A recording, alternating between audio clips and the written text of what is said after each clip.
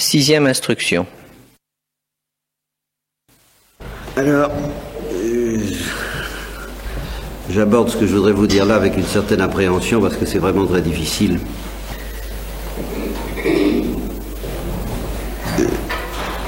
Au-delà de tout ce que nous avons dit encore, et à travers tout ce que nous avons dit, je voudrais balbutier, car on ne peut vraiment pas faire autre chose dans ce domaine-là, balbutier quelque chose sur ce que j'appellerais les vœux, les désirs, les exigences de l'amour pris absolument parlant. Autrement dit, au-delà des folies de la chasteté, de la pauvreté, de l'obéissance, il y a purement et simplement la folie de l'amour. L'amour pris dans toute sa folie, qu'est-ce qu'il veut? Qu'est-ce qu'il veut? Et c'est très difficile à dire. On le sent plus ou moins vivement, plus ou moins profondément. Il y a peut-être des natures plus ou moins douées pour sentir ça, là. En principe, la nature féminine n'est plus douée de ce côté-là que la nature masculine. Et c'est pour ça, entre autres, dans ce domaine, entre autres, que l'Église recommande aux hommes, en général, et aux docteurs, en particulier, aux théologiens, aux prêtres, à toute la hiérarchie ecclésiastique qui est masculine jusqu'à nouvel ordre, eh bien, d'écouter beaucoup les intuitions féminines, d'être aux écoutes, c'est leur manière d'obéir, si vous voulez, et d'écouter la Sainte Vierge. Et il est particulièrement navrant quelquefois alors de voir des femmes pas intuitives. Ça arrive. Mais quand un homme est intuitif, il l'est toujours fémininement, plus ou moins. Et puis il y a dans cette intuition de caractère féminin, il y a des dispositions plus ou moins grandes selon les peuples, et l'Occident n'est pas très bien placé dans la course. J'ai dit en allant en Afrique que les Asiatiques me paraissaient des intuitifs intravertis, et les Africains des intuitifs extravertis, et que les Occidentaux ne sont pas intuitifs du tout. J'exagère, il y a un petit peu de vrai. Alors,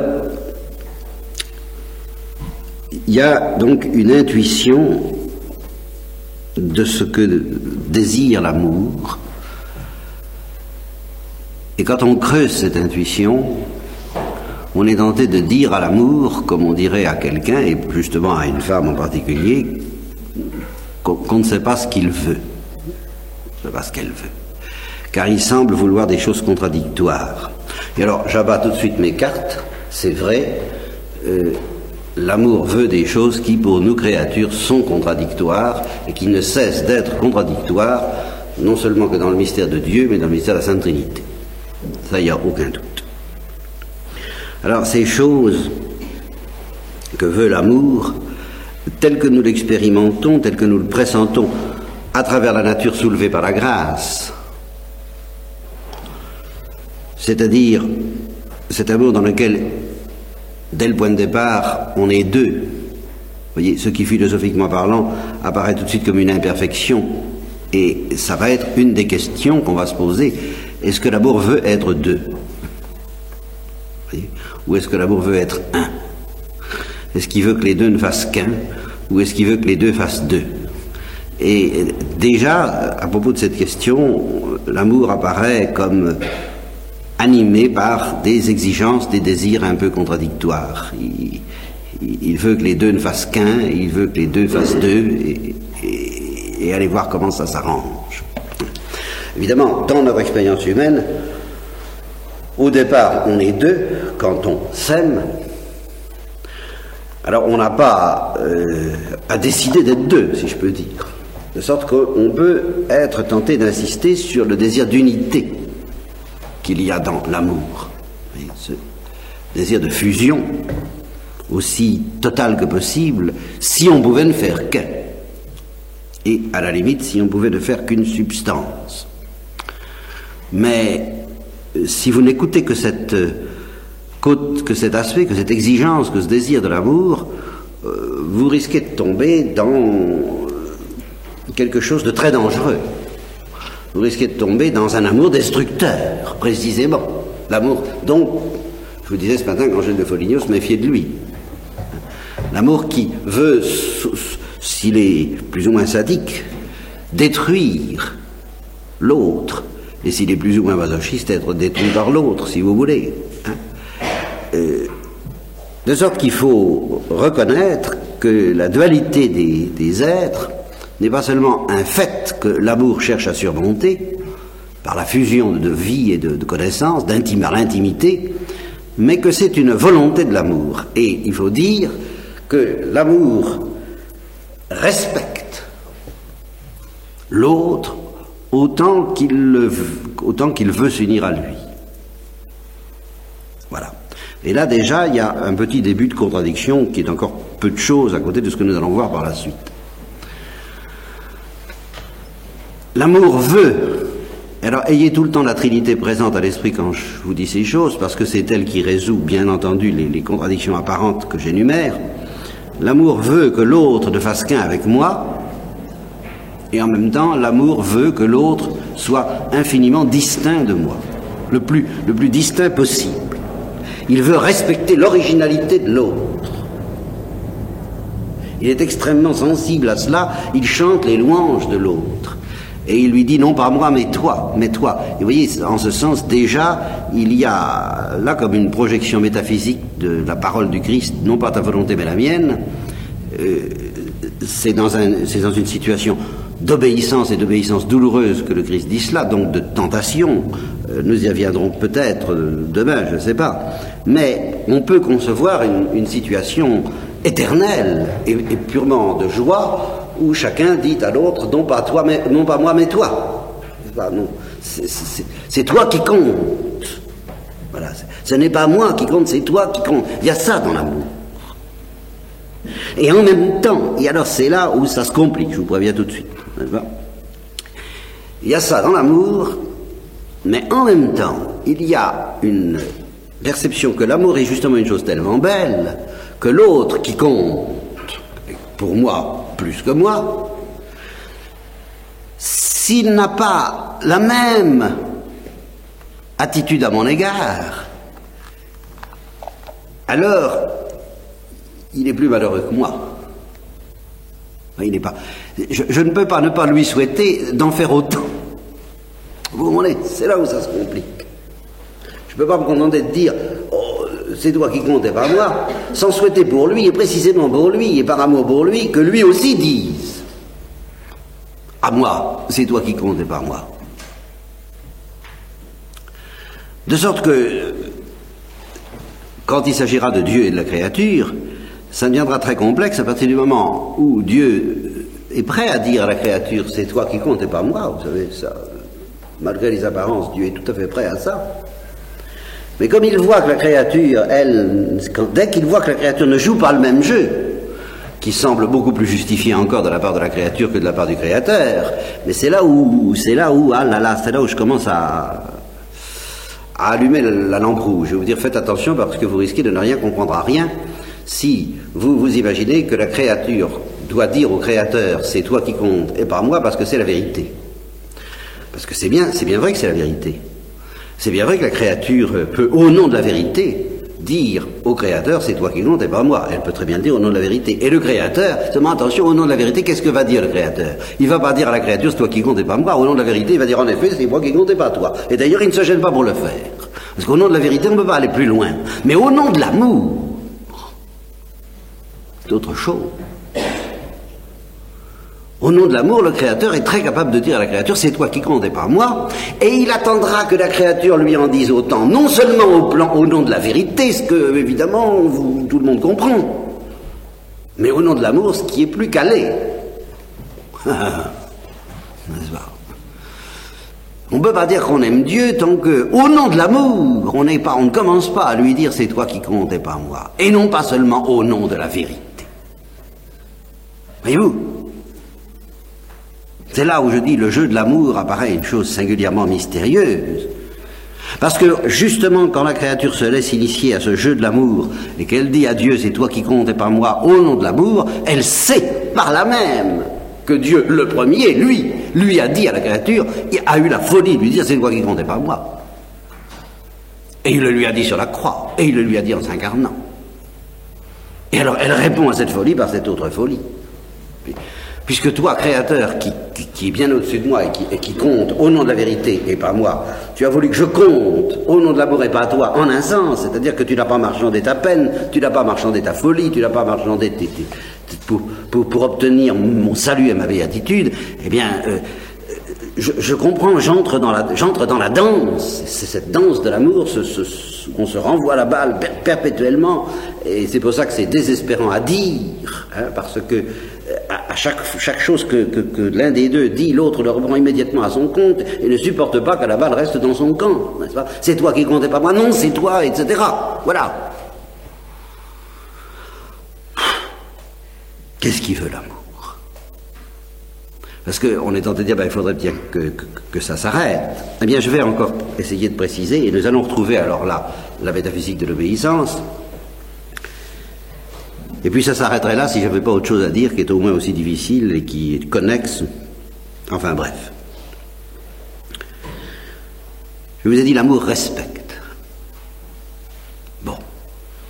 Mais alors en même temps, l'amour veut la fusion. Et en un sens, il faut bien dire, en un sens, la fusion ne respecte pas. L'amour.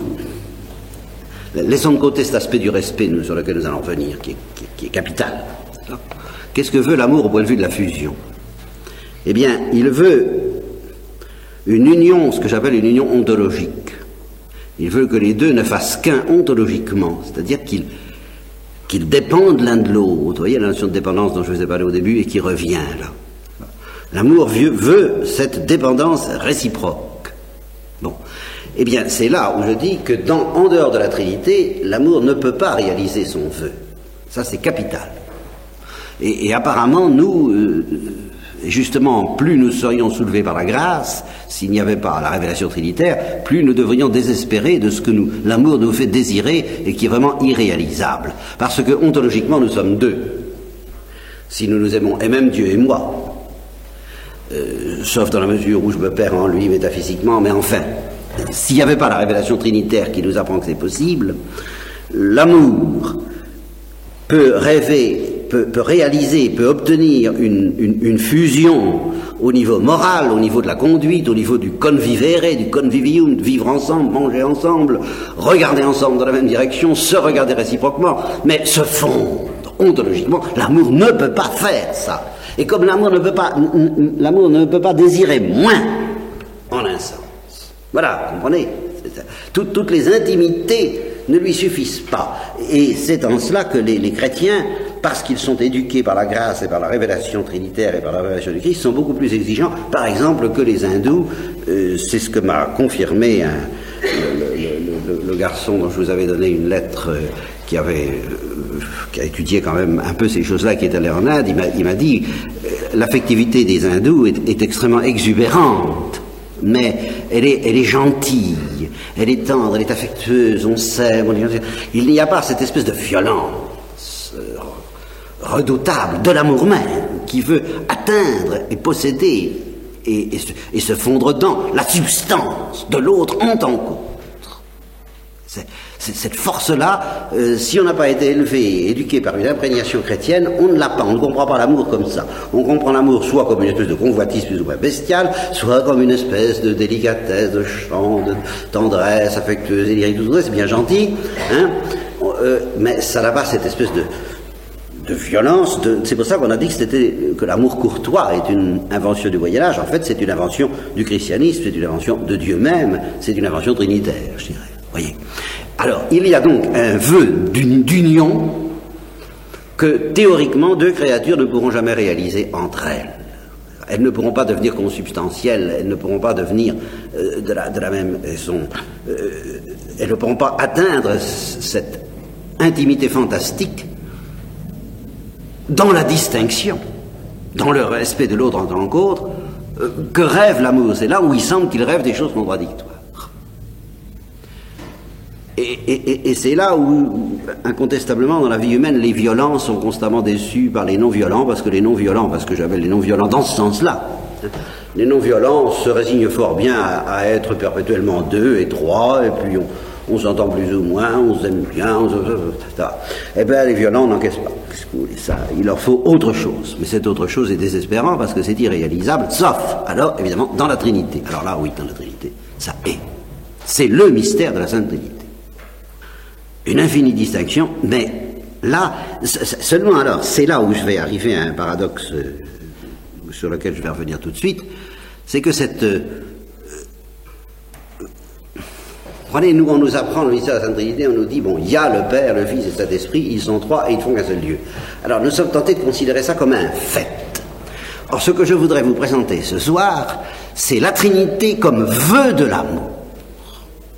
Comme si Dieu l'avait inventé pour satisfaire son besoin d'amour parce qu'il est amour.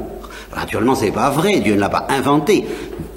Je suis tout à fait d'accord, Dieu n'a pas inventé la Trinité, il n'y a pas ce cinéma, première phase, acte premier, Dieu est tout seul, n'est-ce pas? Bon. Acte 2, il se dit, être distinct, infiniment distinct, l'autre en tant qu'autre, et infiniment un, ça y est, j'invente, je fabrique, j'engendre, n'est-ce pas? Ça y est, je me décide. Bon, ça c'est caricatural et c'est faux. Mais, la manière dont nous, inconsciemment, nous représentons la Trinité, comme un fait d'abord, et par conséquent, nécessaire une donnée de fait devant lequel presque Dieu lui-même n'a qu'à s'incliner, il est comme ça. N'est-ce pas? Et non pas comme voulu.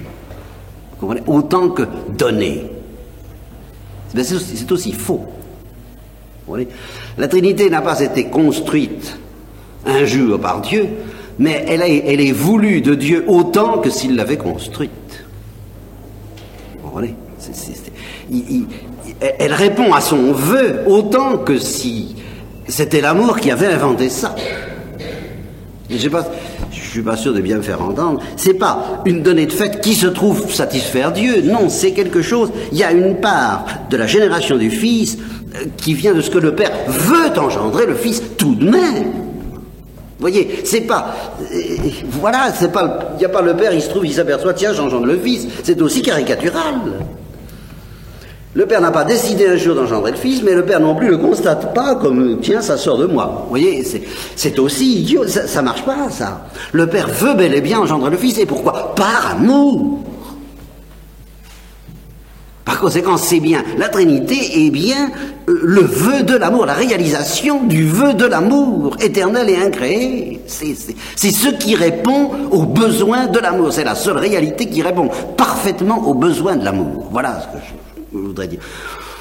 Vous comprenez que je tremblais avant de dire des choses pareilles. Et alors, dans ce vœu de l'amour, il y a donc ceci, et je reprends à nouveau, frère, ce que je vous disais sur le respect, parce que ça va devenir...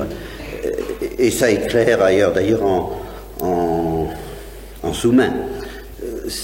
Beaucoup d'abominations, de désordre, de perversions, parce que toutes les perversions, je peux les définir une fois pour toutes les perversions, et en particulier les perversions sexuelles, ce sont des gens qui deviennent fous par un désir non suffisamment humble de la circoncision.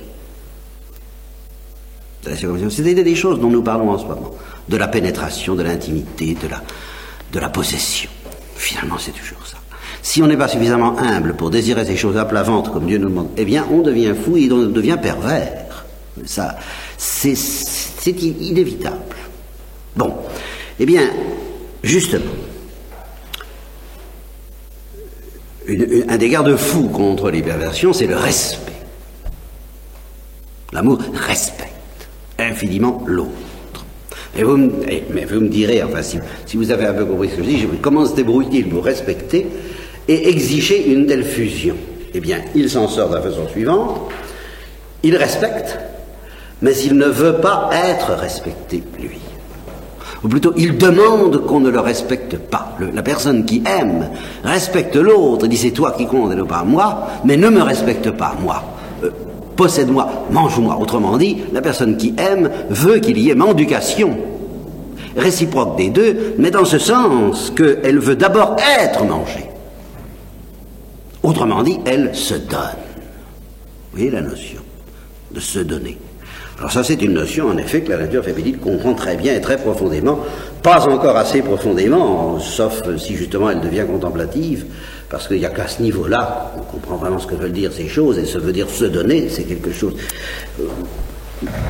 Mais dès qu'on est travaillé par cette intuition se donner, on comprend le mystère de la béatitude beaucoup plus que quand on médite simplement sur le fait d'avoir toute satisfaction. Quoi. Vous voyez, la béatitude n'est pas, pour un chrétien, d'abord d'avoir toute satisfaction. On dira Dieu, l'acte pur, la plénitude de l'être, a toute satisfaction. Elle a toutes les perfections, elle a tout, il possède tout. Il est tout, oui, mais il ne se donne pas.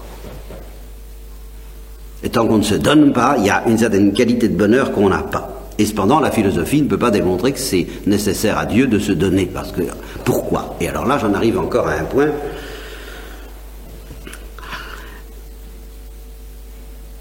Oui, se donner, par essence, c'est gratuit. Et la Trinité est un mystère de gratuité. C'est pour ça que je vous dis qu'il faut se représenter quand même un peu le Père comme engendrant le Fils gratuitement, et pas par nécessité. En un sens, ils n'ont pas besoin d'être deux ni trois pour avoir tout, pour être tout, pour avoir toute satisfaction, vous voyez, pour être la plénitude et la perfection. Mais pour se donner, oui, évidemment, il faut être deux. Ah, ça, bien sûr. Pour se donner à l'autre, en tant qu'autre, il faut qu'il y ait l'autre en tant qu'autre. Il faut lui donner sa vie, pour donner sa substance, ben, il faut accepter de donner... faut accepter et vouloir être deux parce qu'on éprouve le besoin de se donner ou de communiquer. Et pourquoi est-ce qu'on éprouve ce besoin? Ben, pour rien, comme ça. C'est là où c'est mystérieux, c'est philosophiquement indémontrable, c'est gratuit. Et alors là, sur la gratuité, j'aurais tellement de choses à dire que je vous en dirai une seule, mais qui suffira peut-être à arrêter très sérieusement vos réflexions, parce que là, je la tiens de la théologie catholique, et ça fait pas très longtemps qu'elle a arrêté mon attention, qu'elle m'a stupéfait, même d'une certaine façon, et qu'elle nous offre, entre parenthèses, la clé de la vie humaine, la clé de toutes les épreuves que nous subissons, de toutes les enquiquillements, j'allais dire, auxquels nous sommes soumis, de toutes les tentations, c'est quand même pas mal, quand même intéressant. Voyez, hein, c'est autour de cette notion de gratuité que ça tourne. Je dis d'abord, qu'est-ce qui nous atteste dans la révélation trinitaire que tout ça est gratuit? Pour nous qui avons la foi, bien entendu, avec les yeux de la foi, qu'est-ce qui porte témoignage de cette gratuité? C'est la notion même de don. Bon. Et qu'est-ce qui porte témoignage de cette notion même de don? C'est le Saint-Esprit. C'est tellement gratuit, cette qualité originale de l'amour du Père pour le Fils et du Fils pour le Père, qui commande la génération du Fils, et le dialogue éternel entre le Père et le Fils, tu es mon Fils, Abba, Père. Cette qualité originale de leur dialogue d'être gratuit.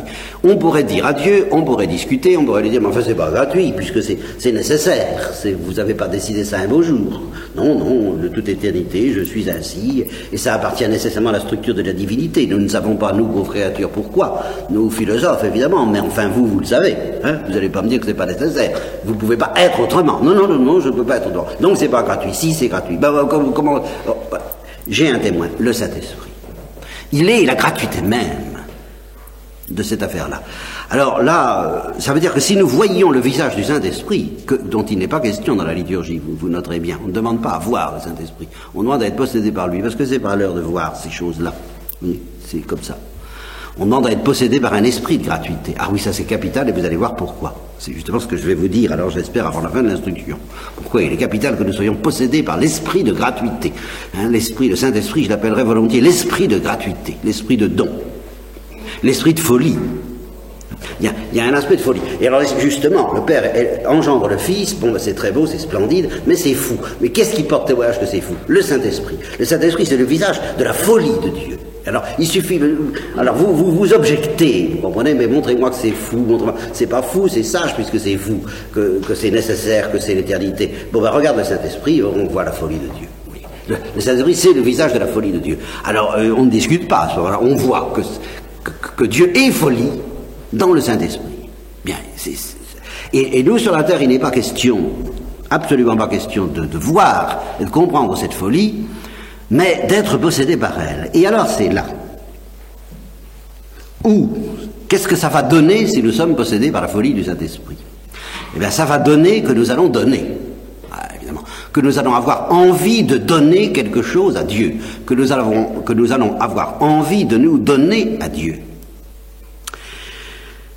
Eh bien, supposons que Dieu nous crée dans la vision face à face.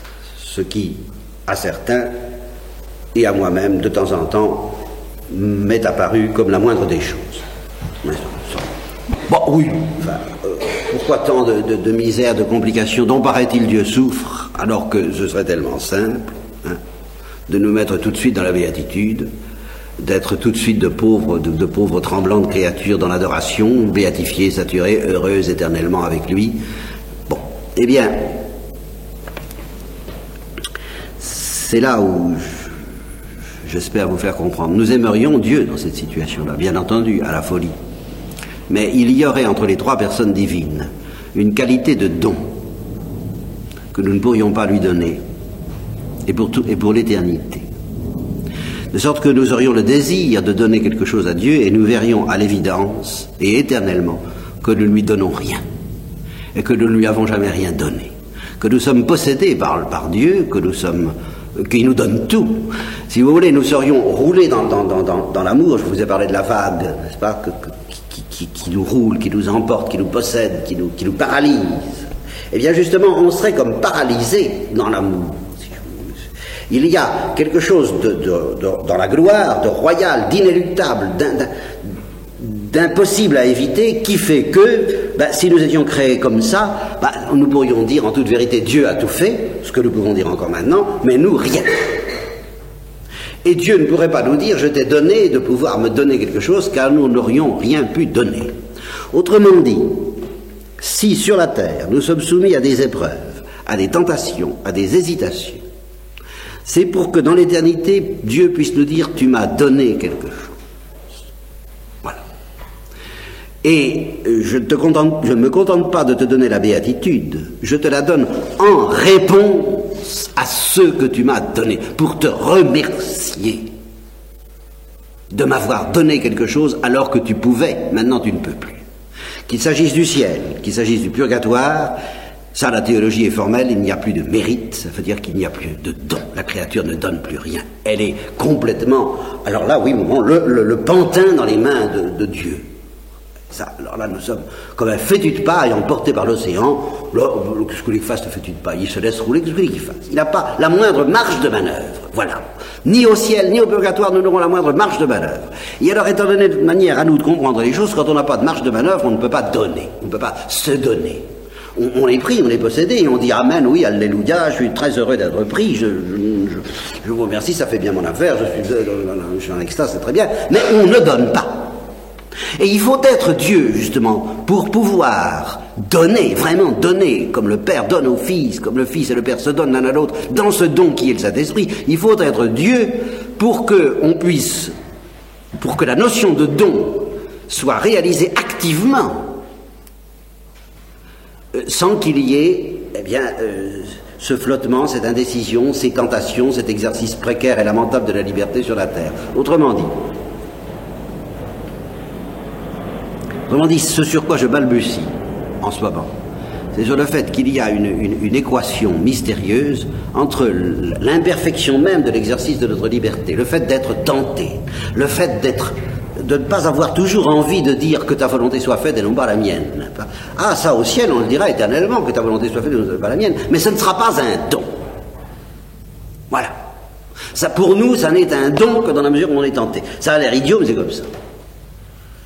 Tandis que pour Dieu, c'est un don. Je ne sais pas pourquoi, moi. Ça, c'est le mystère de la Sainte Trinité. Quand le Père dit au Fils, toi et pas moi, ça a valeur de don, et éternellement. Mais ça n'a pas valeur de don pour un bienheureux. Et si ça a valeur de don pour les bienheureux, c'est parce que ça a eu valeur de don sur la terre et que ce don est éternel, ce don prend une portée éternelle, il est fixé dans l'éternité, comme on fixe un instantané, une photo, quoi, vous voyez, on fixe un geste douloureux, un geste d'amour, un geste... Bon, le geste douloureux, la difficulté que nous avons eu à souffrir, à croire, à faire confiance à Dieu alors que nous n'avons pas envie de le faire, au moment où c'était difficile, Dieu fixe ça pour l'éternité et ça devient notre don éternel. Et à notre tour, éternellement, nous donnons à Dieu cette confiance. Mais nous la donnons vraiment parce qu'il fut un temps où nous aurions pu ne pas la donner. Nous, créatures, s'il n'y a pas ça, on peut pas dire que nous donnons. Voilà. Tandis que Dieu, il n'y a pas besoin qu'évidemment le Fils soit soumis, en tant que Fils éternel, à une tentation de ne pas aimer son Père pour qu'il puisse dire au Père, je me donne. Alors ça, c'est le privilège de Dieu, je m'excuse, mais on peut pas. Dieu ne peut pas nous associer à ce privilège, parce que ça, c'est vraiment le privilège de la consubstantialité. De sorte que s'il nous mettait dans la béatitude comme ça, eh bien jamais nous ne pourrions dire à Dieu que nous lui donnons quelque chose. De sorte que nous ne participerions pas au Saint-Esprit, en ce sens où il est esprit de don, de la même façon. Qu'en débarquant au ciel, nous verrons toute notre vie, pauvre vie humaine lamentable, et où nous avons fait confiance au compte-gouttes. Mais si peu que ce soit, ça aura une valeur éternelle, de don éternel, comme dans la Trinité, alors nous serons parfaitement trinitaires à ce moment-là. Nous serons vraiment des quatrièmes personnes de la Sainte Trinité, comme je l'ai dit, de la Sainte Vierge, tous, parce que nous serons associés à la gratuité du nom divin. Mais alors pour ça, il faut qu'il y ait un moment sur la terre, un moment qui est étrange, mystérieux, et dont nous reparlerons demain, qui est justement l'obéissance pas marrante. Et ça c'est vrai. Là je peux pas. S'il n'y avait pas cet aspect pas marrant, c'est-à-dire cette tentation de désobéir, si nous étions tous possédés par la perfection de l'amour, comme on aurait envie de l'être quand on admire les saints, même quand ils sont pris par le désir du martyr, comme on admire les âmes du purgatoire, quand on se dit, elles aiment Dieu à la perfection, j'y reviendrai, Catherine de Gênes dit, elles ne peuvent même pas désirer que ça finisse, elles ne désirent que la volonté de Dieu. Alors on se dit, si je pouvais être dans cet état, si on était dans cet état, on ne lui donnerait plus rien. C'est pas compliqué. Bon, c'est lui qui donnerait tout. Ce serait très beau, mais ce serait l'œuvre de Dieu seul, ce ne serait pas l'œuvre de Dieu et de la créature associée. Hein. Bon,